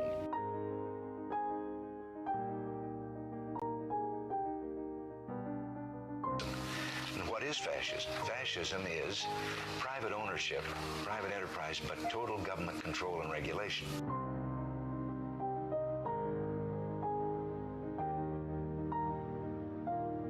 Well, the trouble with our liberal friends is not that they're ignorant. It's just that they know so much that isn't so.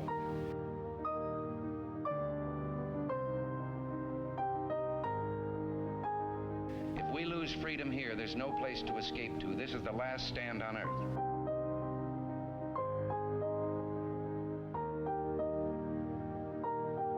This is the issue of this election. Whether we believe in our capacity for self-government or whether we abandon the American Revolution and confess that a little intellectual elite in a far distant capital can plan our lives for us better than we can plan them ourselves.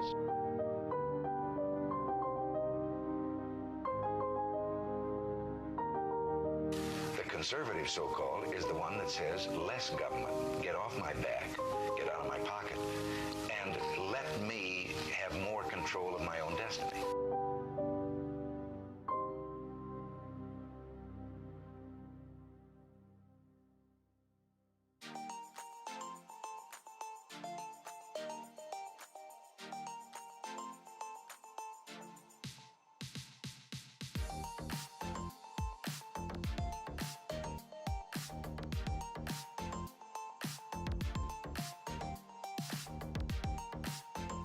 The left in America tells us not to have kids to save the planet, but in Cuba, they stopped having kids because the state destroyed the earth. Collectivism doesn't create justice. It creates shortages, corruption, and power for the few. I've not just seen it, I've lived it. My family escaped it. Now the same failed ideas are being sold to a new generation. I'm here to expose the lie and defend liberty.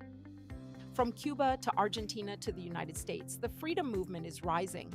Cafecito Libre is the exile voice of economic truth. Cafecito Libre, premiering March 3rd as part of the For Liberty Network, only on Rumble.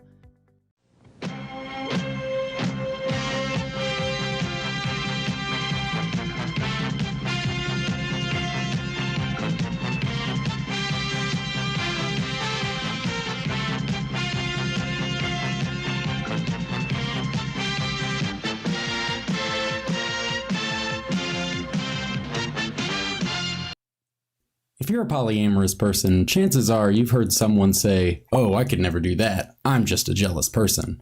Of course, in reality, we all feel jealousy, and polyamorous people have to deal with it too, oftentimes more than other people because of the amount of relationships going on.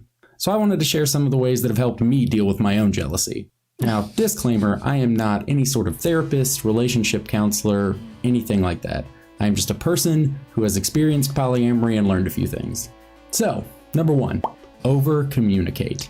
If you're newer to non-monogamy, and especially if you're opening up previously monogamous relationships... I know someone who is a therapist. Good morning. Yes. Rise and freedom. I'm Austin Peterson. You're watching and listening to the Wake Up America show, and that's on the 4 Liberty Network. Hope you guys are excited for Cafecito Libre. Yay! Polly want a cracker. So the February cover story of the National Review is challenging the growing normalization of polyamorous relationships. The argument centers on the claim that human beings evolved primarily for pair bonding rather than open multi-partner arrangements. Canadian courts recently recognized polyamorous parental structures in certain cases.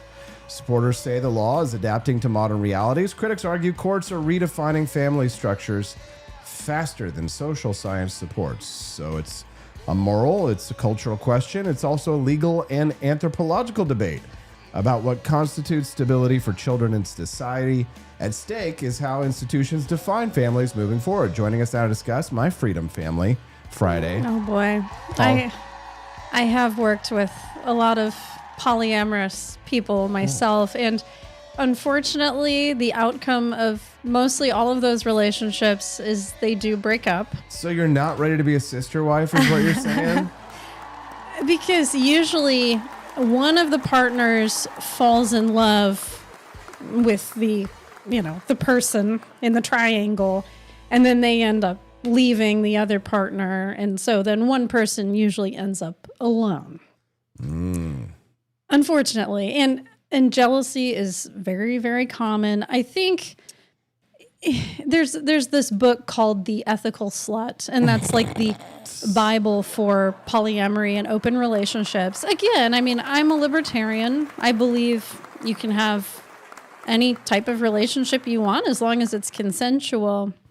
But I think that polyamorous individuals try to convince themselves that this is what they want, and that, all of this pain that they feel inside about their partner being with someone else, that it's like okay to feel that pain, and they just need to deal with it.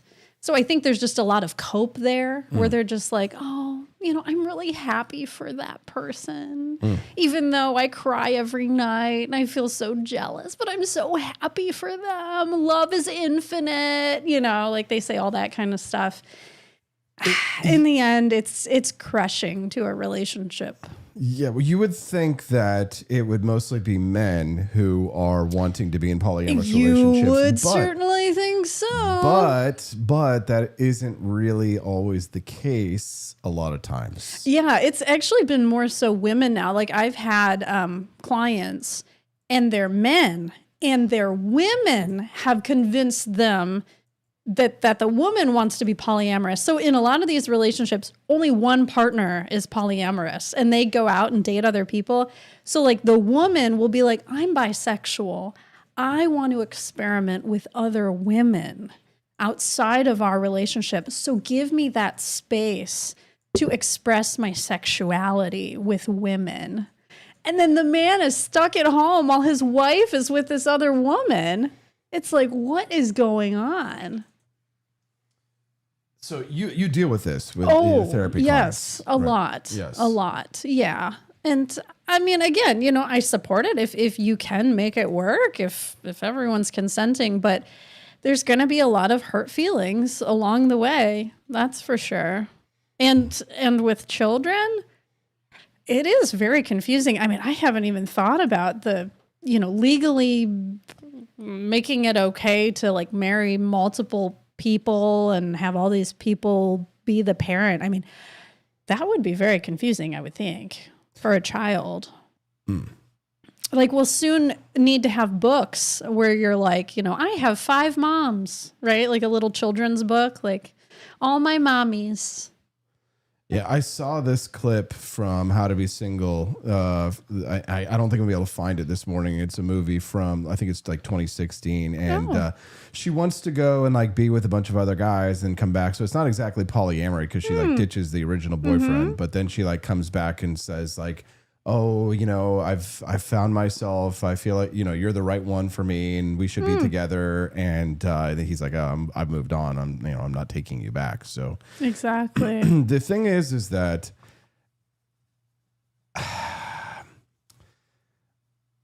you can't even please one woman. How are you going to please multiple?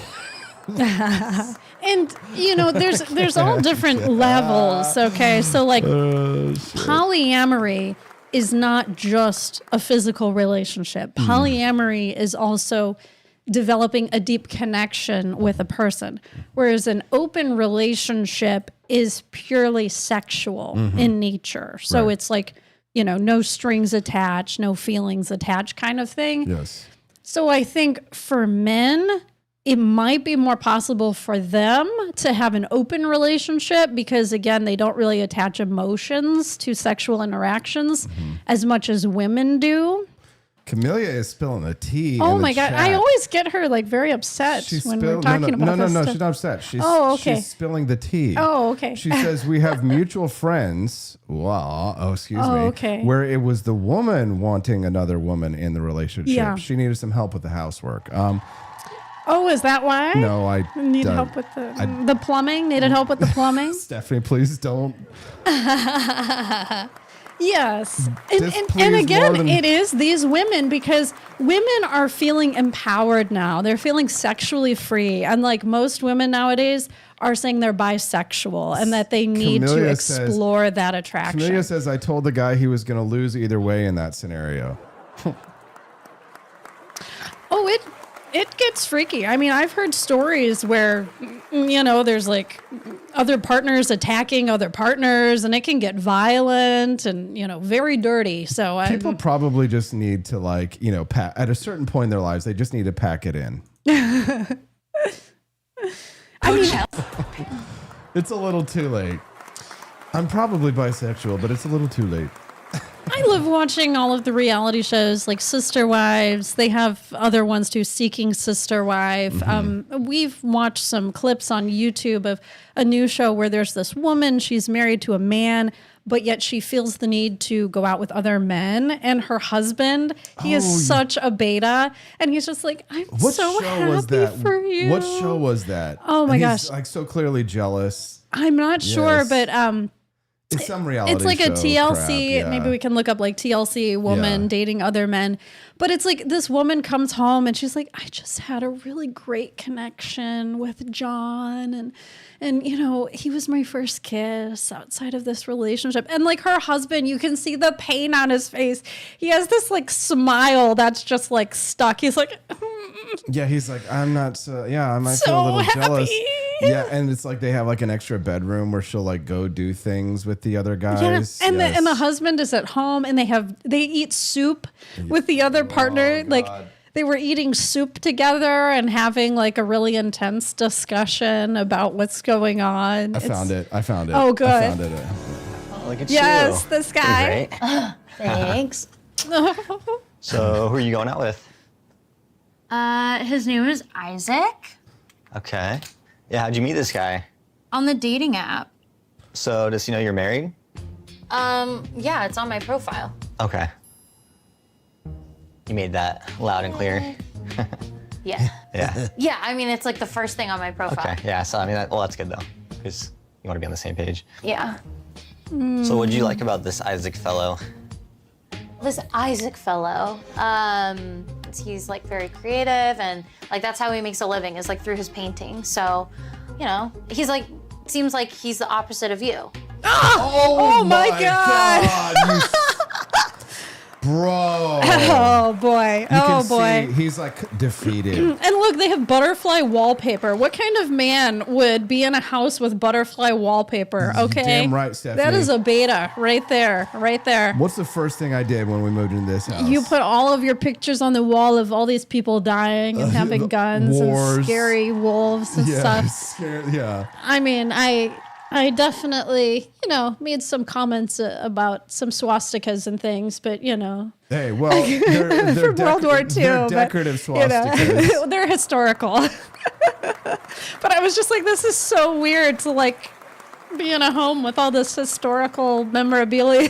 When all the Jewish neighbors come in, Right. we put away the World War II posters. Yes. Oh my gosh. Yeah, I would never paint our bathroom pink. I'll just say that. I put some beautiful World War II bomber chick looking ladies inside the bathrooms for you there. Yes, thank you. Yeah. So, welcome to the Wake Up America show. I'm your host, Austin Peterson. We got 30 minutes left and only $20 left to unlock the bonus content. You guys rock. Thank you. We're talking about polyamory.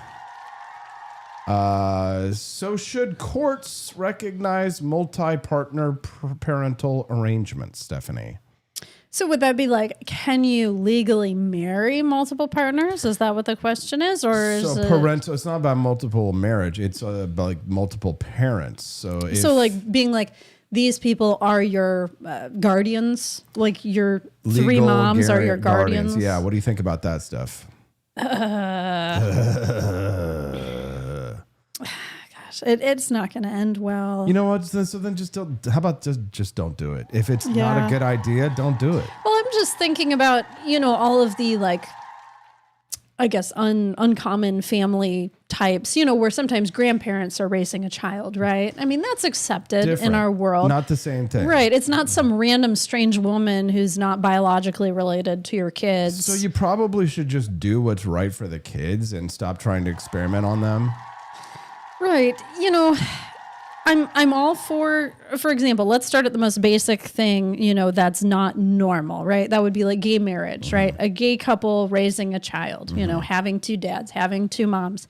I know that for a lot of people that's weird, and for kids, sure, they're going to question. It definitely is weird. And it's something that I challenge myself in my libertarian bona fides on it. I don't know if it's a good idea because I think it's probably best for a child to have a man and a woman as a stable upbringing. But I mean, it's better to have two moms than it is to have no moms. It's better than going through a foster. If you could find two loving parents, it's better than no parents, nobody taking care of you. But I know that in society, I'm sure that kid will have some comments made. Oh yeah. If two moms are coming to their school events. Well, it's like having a mom who's on OnlyFans, everybody's going to show you your mother's bunghole. Right. So I know for a child socially, it can be hard, at birthday parties, choir concerts, people are going to turn some heads, right? So imagine if you had two moms and a dad, not step parents, because I know in our world today, divorce is so common. We have step parents now, right? So technically step parents step in as guardians at times, and that's not seen as weird anymore. But it's just when the family is still together, not divorced, and you have two moms and a dad all coming to the choir concert. I mean, I've heard of this where it's like a throuple comes to a family event and nobody knows how to handle it. Ashley made a statement, a very spicy statement. Yeah. She says one dad is better than two moms. And she says two moms is statistically worse than one mom. Interesting. Where you found that Two moms that information. Two moms is worse. One dad is better than two moms, she says. Yeah, Not I mean, sure. I have no idea. We'd probably have to do research on lesbian couples versus single parent fathers. I don't think we were ready for this segment, honestly. So. Right. Yeah, just what I know from children and wanting to fit in and wanting to understand the world. There's going to be a lot of questions. It's like, how do you explain to your child, yeah, sometimes daddy sleeps with mommy. Sometimes daddy sleeps with this other mommy. I don't like it. You know, it's like, what? Yeah. And then the kid goes to school and they learn about sex ed. And it's like, they're probably going to start asking all those kinds of questions there. What happens when you have 2 bedrooms and mommy and daddy sleep together? And like, one day our daughter she's probably going to be, you know, like in her 30s or in her 40s. And she's just going to have a snap realization and she's going to go, oh my God, I had it so good. I was so lucky. Well, you can see it. You can see it. Like when we're having our little dance parties in the living room and I take Hazel's hand, we're on the couch with her. I take Hazel's hand and then she reaches for your hand and we're all jumping together. Bouncing. Right. And I can tell, even though she's only still 1, I can tell that she feels the complete wholeness of the family. The father, the mother. Yeah. And when she's with both of us, she'll be like, Mama, Dada. Yeah. And she'll say both of us at one time and look at both of us. And it's like she's not confused at all. She Right. knows exactly like her place in the world and she understands like what she is all about. So absolutely. Yeah. So I guess the seeking brother, husband, or whatever or whatever it is this is the reality show that we've been watching. This is what got me thinking this would be a good topic. You really wanted that. You know, you want what we don't want, how things are going to work. And he just had to kind of be there. Is he going to want to spend time with me, you know, outside of you? Can we hang out? Can we go see some music? Oh my God. Right. I know you really wanted that. You know, you wanted it to be a friend that you could spend time with, and it be a community. It's not like I have a second partner who you don't know or ever spend time with, and that's what we both wanted. And that's why they eat soup together. Vincent is the first man that I've been with and that I've dated since Dustin and I have decided to pursue multiple partners. You know he's got a bigger We met package each other than just that through mutual man with the man friends. bun. And we started communicating on social media. It was an immediate connection just between the physical attraction and then the intellectual attraction. Kim came into my life during a time that was very difficult for me. I had already gone through the shame and the embarrassment of 2 failed marriages. Oh, okay. I was really hard on myself with how those marriages ended, how it affected my kids, Brianna, and my youngest is Lonnie. And you meet somebody who sees the best in many situations, and then whenever she looked at me, she could see the pain, she could see the shame, she could see all these other things, and Figure like, wow, I can really love 2 men at the same time. Like this, you know, completely goes against everything I've been taught. And it just being really overwhelming with it being that first real relationship. Right, and I'm trying to figure out where do I sit and like what's my relationship with him. Oh boy. I thought maybe it would just be cuddling kind of on the bed her together. and Vincent have their own thing and it's separate from our family.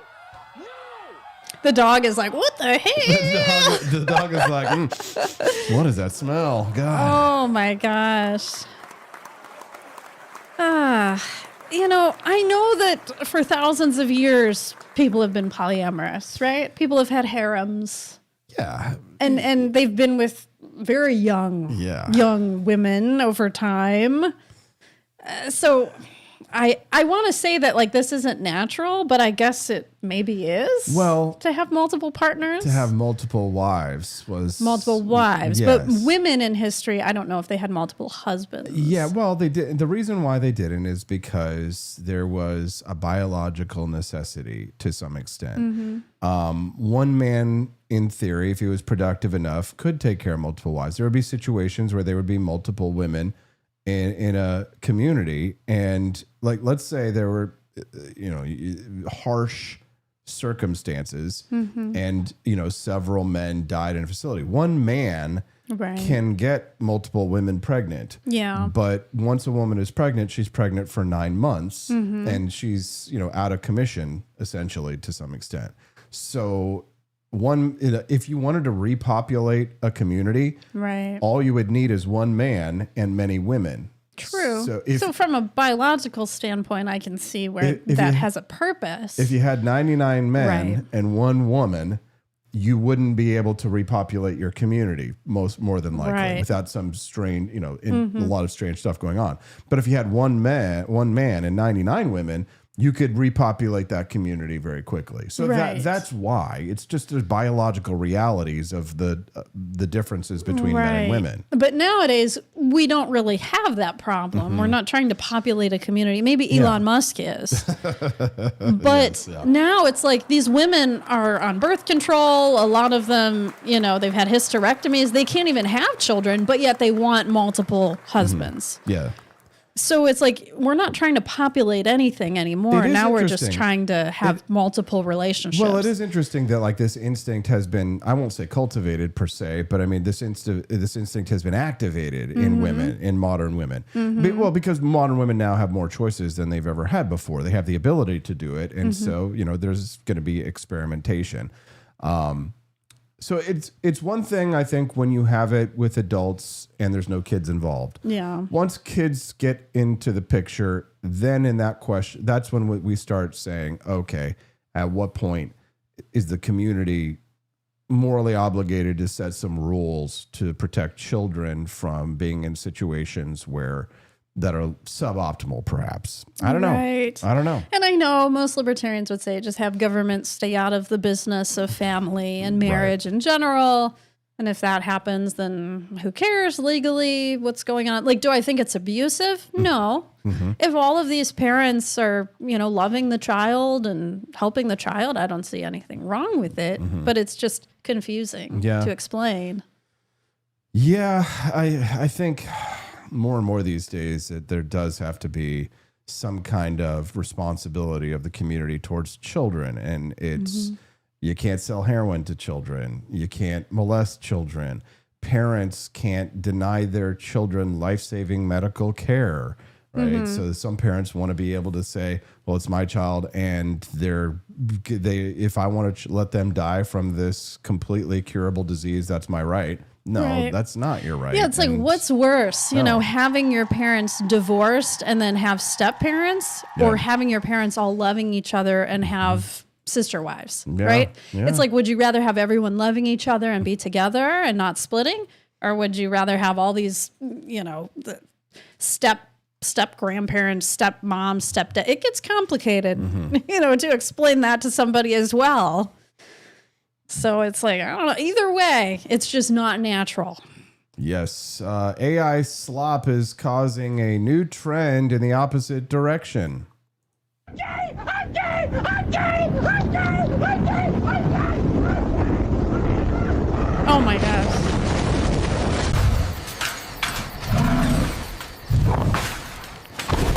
Oh god. You know why I stopped you? All right, keep those paws right there. Hey, what's that on the seat? That catnip yours? Yeah, I can smell it from here. Listen, you're not... Hey, don't... Wait! Stay put! Come on! Stop the car! Bases loaded, 2 outs. Genghis Khan at the plate. Here comes the pitch. Swung on, drilled! Deep left field! Way back there! It is gone! A walk-off grand slam! Genghis Khan... 88. Shh, I'm the tooth fairy.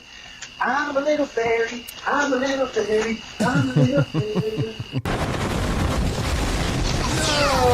Pikachu! Stay low! Pika! Pika! That's cleared!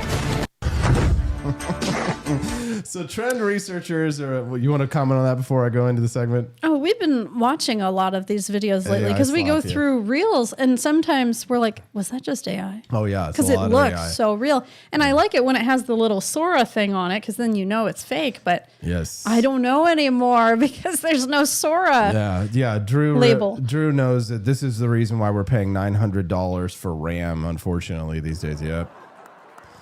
So trend researchers are identifying something called wisdom flexing. Camellia will like this. Wisdom flexing in an AI-saturated environment where content is infinite and instant. Depth is becoming scarce and therefore valuable. Instead of chasing viral hot takes, more professionals and influencers are signaling seriousness through long-form writing, physical books, and intellectual credibility. So people are fatigued with these algorithm-driven outrage cycles. So they are. Yeah. So the question is, is this just an aesthetic rebranding or a genuine return to valuing substances over noise? Stephanie, do you think audiences are tired of hot take culture? Or are they tired of the AI slop? Or do you think they love the AI slop? I was just saying to you the other week, I think people are tired of AI now. You think people are tired of AI slop? Yeah, because I've been seeing less and less AI photos and thumbnails, and I've been seeing like more real stuff again. Well, maybe it's just that the AI has gotten better, and you don't know that it's not real. Well, recently I've been, when I call businesses, they now have AI people answering the phone, and it is incredibly creepy. But they will usually say, "Hello, I just want you to know I am powered by AI." So they do make a comment about that. But then I'm like, this is so weird, because they're responding to me like a real person would, but yet they're fake. And in my head, I'm like, you're fake, you're fake. But at the same time, I feel at ease, like I'm not being judged by this AI person, because I'm like, a robot would never judge me. Yes. So, I guess, how do we deal with this with our daughter? I mean, her favorite thing to watch is AI Hawaii AI reggae cats. Right. At some point, I mean, she does love elbows. She's watching Sesame Street. That's a little more substantive. But at some point in our life, we have to, switch off the machines. We've already seen her start to get a little resistant when we take away some of the screens and different things like that, so we can get her to focus on eating food or dinner or whatever it may be, right? So, yeah. Do you think at some point we may have to have a discussion about what kind of limits we have when it comes to watching things like this? Things like this, you mean like limit how much she watches AI versus other things? This junk, yeah. Versus I think in general, just limiting screen time is probably good. Because, I grew up in a household where the TV was always on. So it's just background noise. And I know for me, like, I've turned out to be fine. I'm not addicted to screens. Right. I was when I was a younger kid. I was very addicted to the internet. But now as an adult, I'm fine. So it's just hard to know how a kid will turn out if you have screens on in the background all the time. Yeah. But I think, we probably do need to just limit how much we have anything on the TV, whether that be Sesame Street, an animal documentary, whatever it is. All right. Well, there you go. Yeah. I'm that's personally, how the cookie crumbles. I'm personally getting tired of AI. I am. I miss real memes. Like, I miss real memes. What was it? Probably 10 years ago. I miss those inspirational, positive affirmation types of memes that are just really terribly done. We didn't have all of the AI art that we could. It was all just like clip art looking stuff. I miss that. Bring that back. You know what I miss? I miss Vines. I never got into Vines, really. You never got into Vines? Because it was only 6 seconds. Oh, that's what was the best part of it. What if my nose was, I'm Squidward? Hi, I'm Renata Bliss, and I'm your freestyle dance teacher.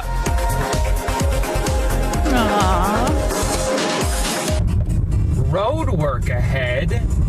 Yeah, I sure hope it does. Hey, bro, can I get a sip of that water? It's not water. Vodka. I like your style. It's vinegar. What? It's vinegar. Puss. John, I want a divorce.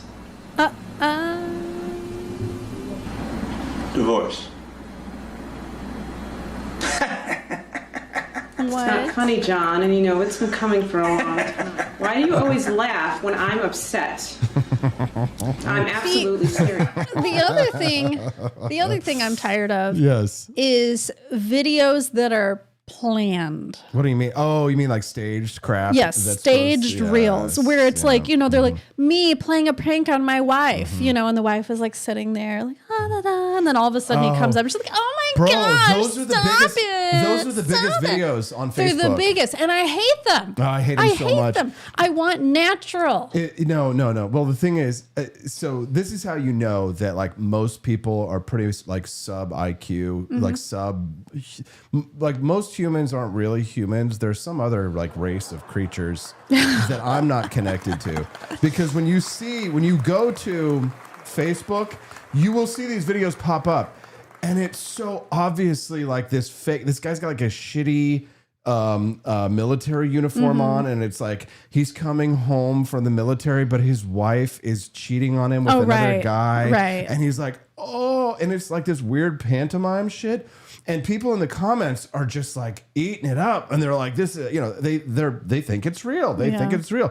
How can you share a society with people like that? I know. How can you possibly believe in a right to vote when you see things like that and realize these people have a say in the government? Well, unfortunately, it's mostly the older generation that are believing these videos too. It is a boomer. It is very much a boomer phenomenon. Yes. Yeah, because they don't know real from fake. Back in their day, if they wanted to see fake, they'd watch comedy shows. Yeah. Don't get your hopes up about the younger generation either, because I promise you, it's not much better. It's for the kids.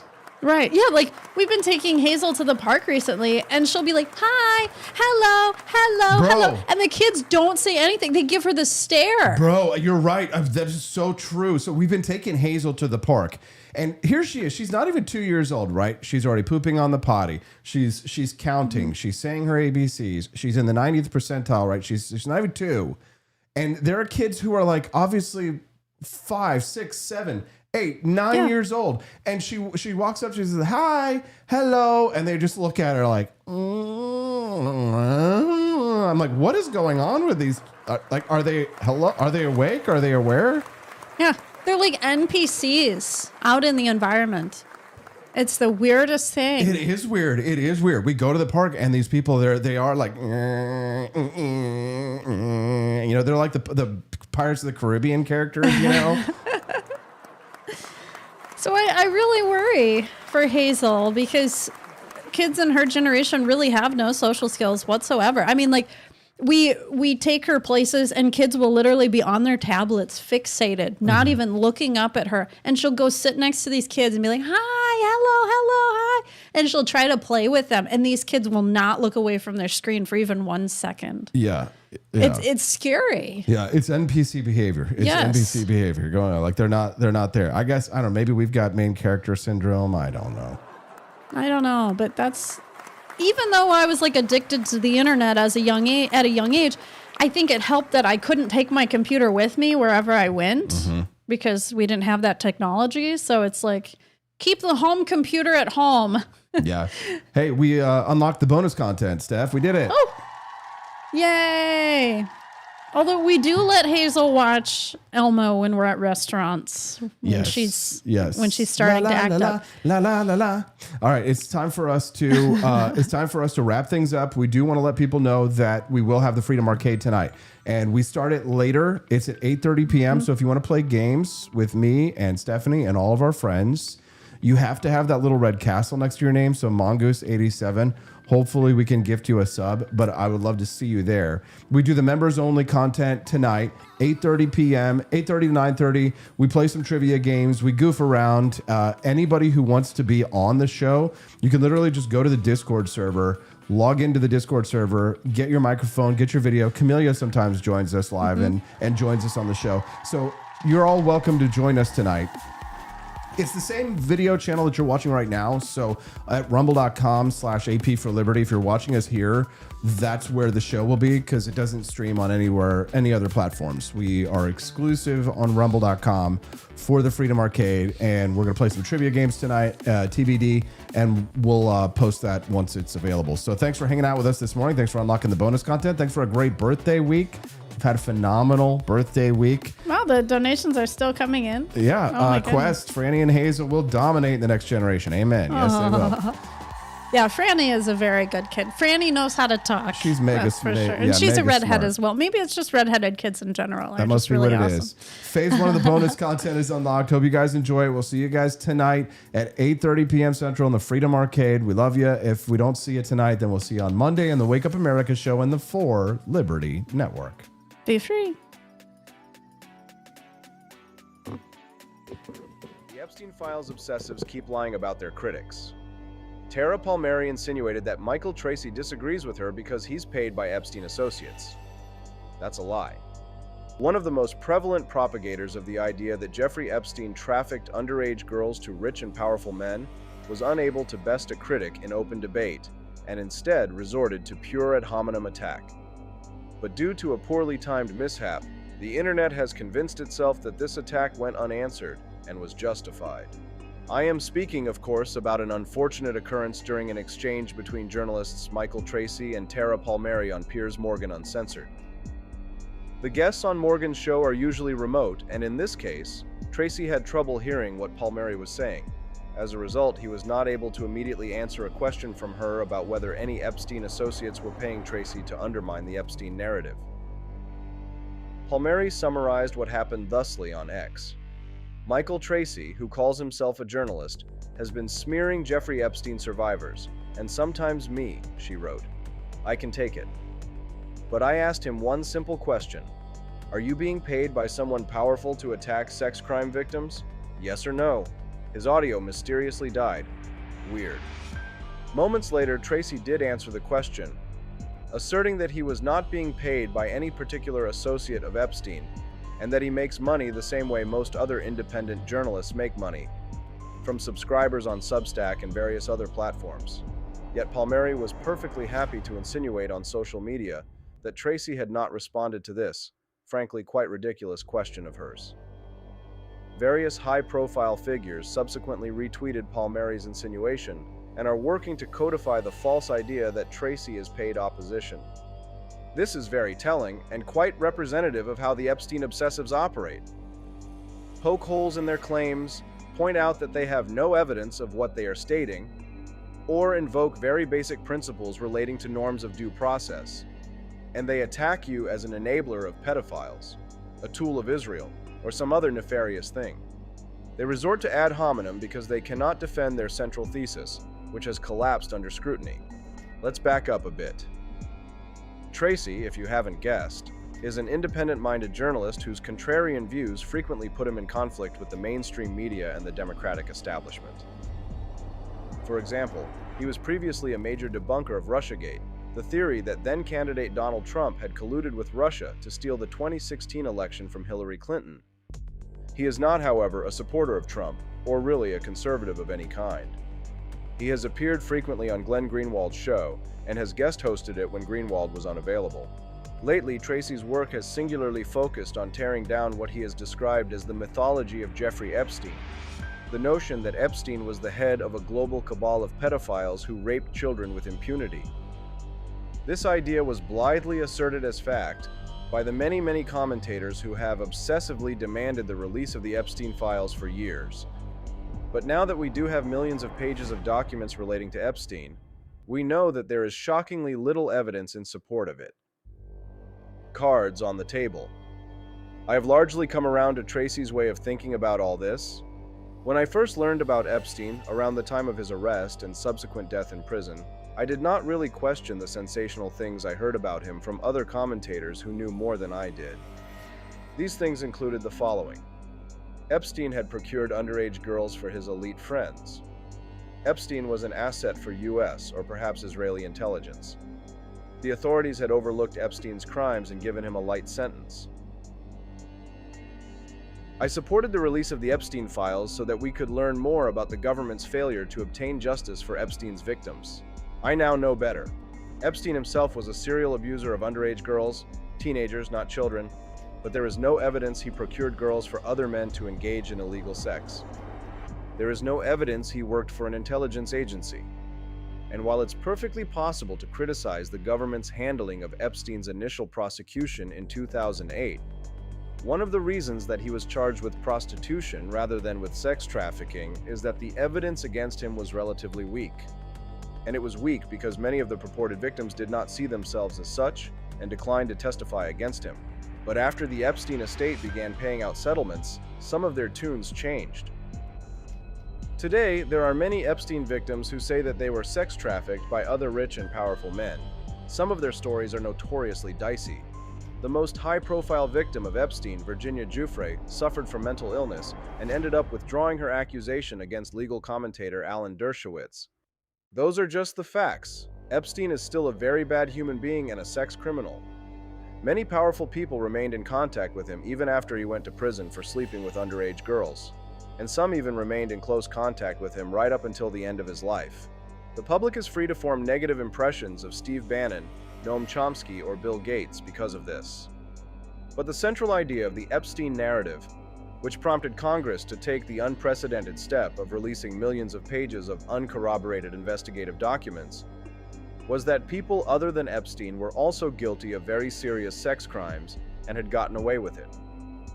We needed to release the files in order to learn which powerful men had taken advantage of Epstein's sex trafficking services. It has not worked out like that.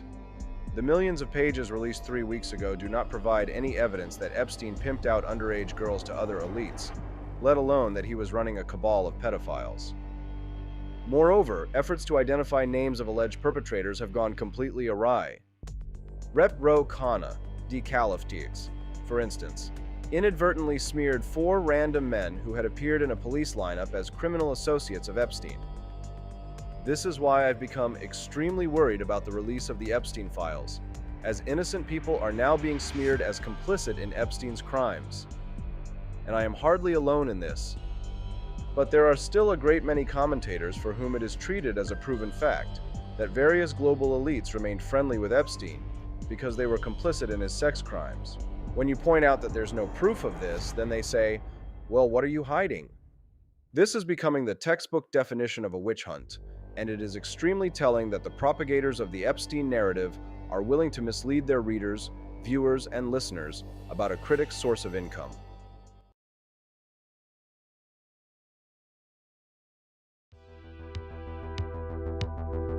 In a city where businesses never sleep, the technology still crashes. When technology turns criminal, they send up the signal. He's not a myth, and he's definitely not your nephew who knows computers. He installs, he protects, he backs it up, he keeps your business online and out of trouble. Managed IT, security, cloud, support that actually answers the phone. Layer 8 tech. When your network breaks, he wakes. Call Drew before your tech needs a rescue signal.